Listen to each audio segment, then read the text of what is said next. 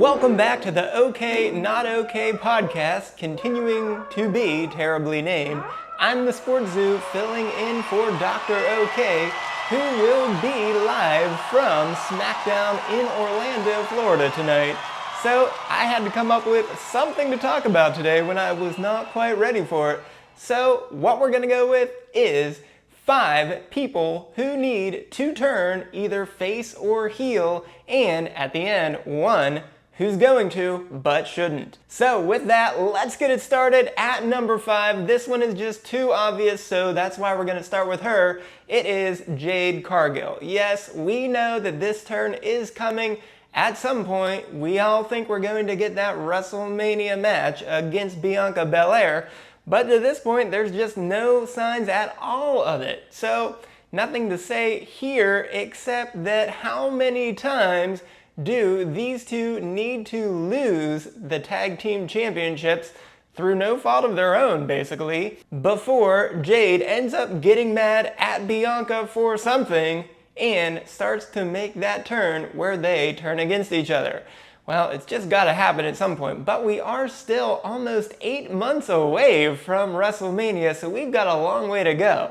It's almost like we've got to slow burn this. But I think the moral of the story here was that it was a terrible idea for them to lose the tag team championships to begin with.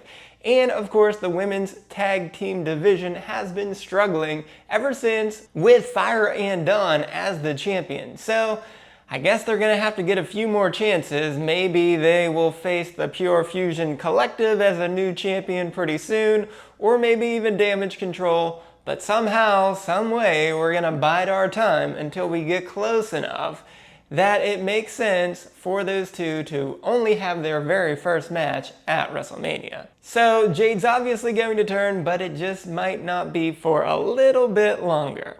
So let's stay with SmackDown and go to number 4. It is Kevin Owens. And quite frankly, I did not even see this coming until last Friday when Cody Rhodes wanted him for his match at Bash in Berlin. And it was so simple. It seemed like Owens and Orton would just kind of work together, and in my opinion, as of last week's video, those two were going to win the tag team championships against the Bloodline and carry them into WrestleMania.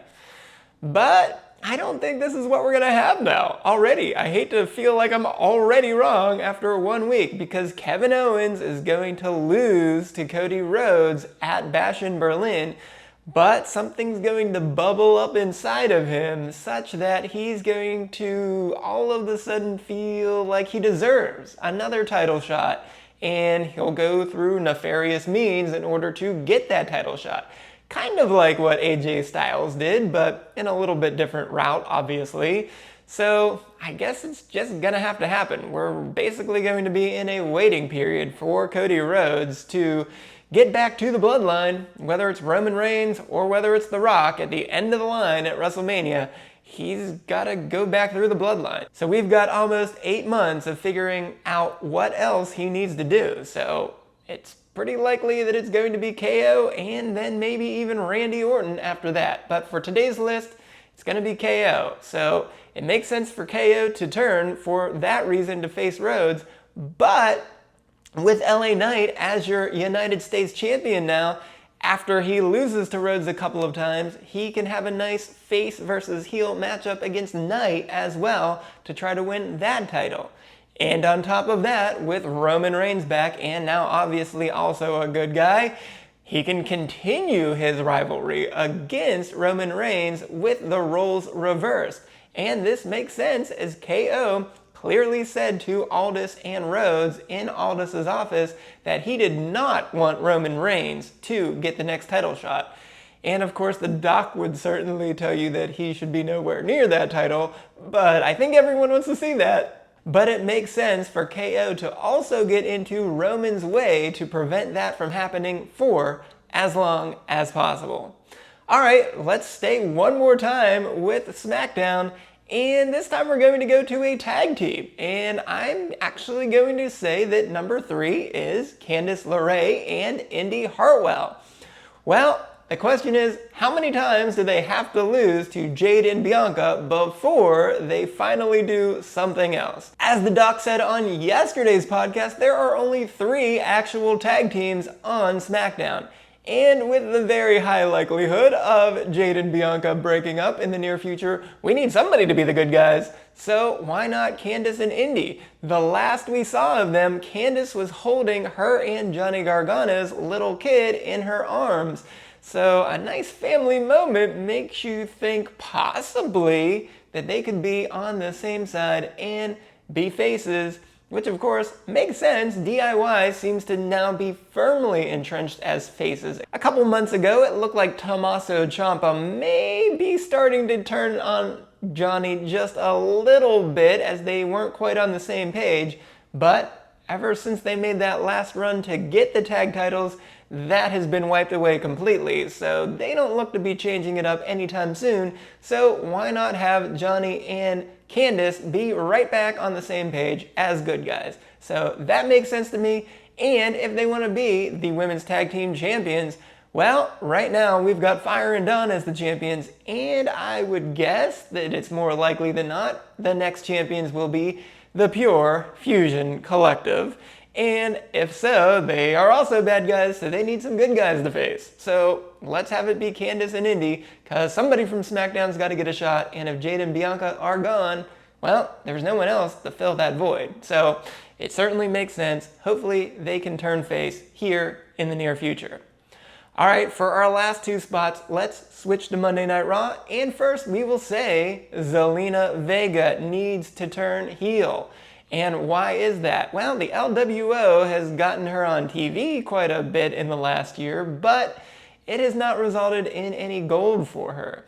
And she did get a shot in Puerto Rico last year against Rhea Ripley, and she did recently get a shot against Liv Morgan. Well, what can we say? Neither of those worked out well for her, and I don't think her just being the small person who can be a big underdog and find a way to win is going to be the way to do it.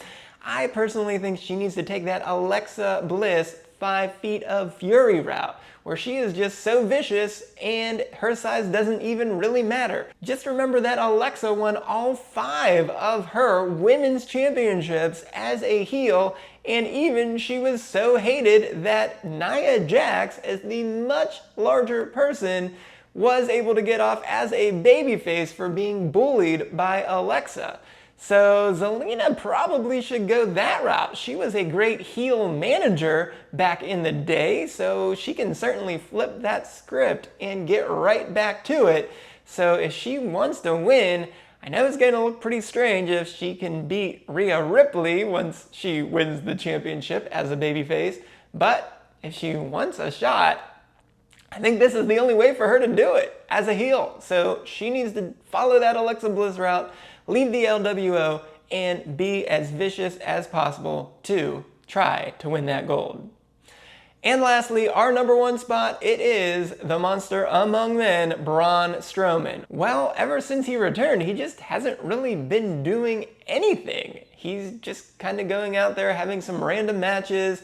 Yeah, the Judgment Day kind of got in the way for a little while, but that seems to be out of the way, and he's just now been gone for a few weeks. He's too good to not have in that ring as much as possible, so like the Big Show, we've seen these large gentlemen switch from face to heel and back and forth so many times that he can kind of probably just do that too whenever he wants to. But the key here is, most importantly, he needs to be linked to the Wyatt Six, right? Come on.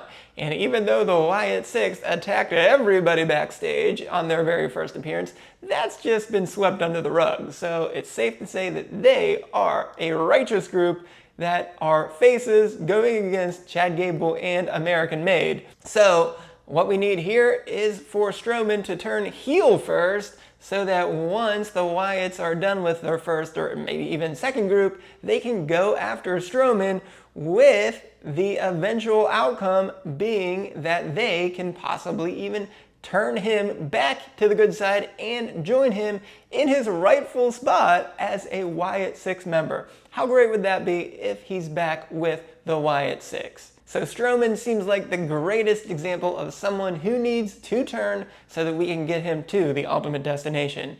All right, and let's end it today with one person who's going to turn but should not. And there are certainly a few different choices here, but for today's video, we are going with The Miz. Well, why is that? The Miz is certainly best when he's a heel, but come on, Awesome Truth has just been too much fun and just too good over these last several months.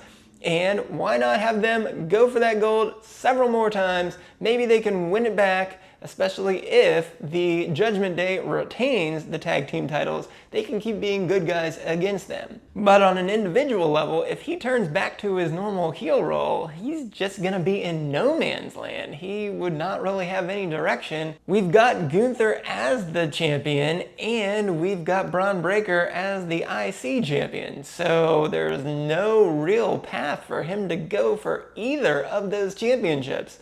So if The Miz is heel, he's just kind of be down the card and be a stepping stone for some up-and-coming faces to challenge one of those two contenders, which I know some people think that's all The Miz should do, but he's won a lot of championships in his day, and he loves to tell you that he is a two-time Grand Slam champion. So if he wants to stick around the scene for gold, whether it is as a tag team or for either the Intercontinental or World Heavyweight Championships, he needs to be a face. So Miz, come on man, stick it out for a little bit longer. Stay on the positive side and stick with our truth. Well, there you have it. There is our list of 5 people or tag teams that need to turn and 1 who does not. Well, let's hope that Dr. OK has a great time at SmackDown. So we'll see if we can get a report out of him for tomorrow. I'm the SportsZu, and this has been the OK Not OK podcast.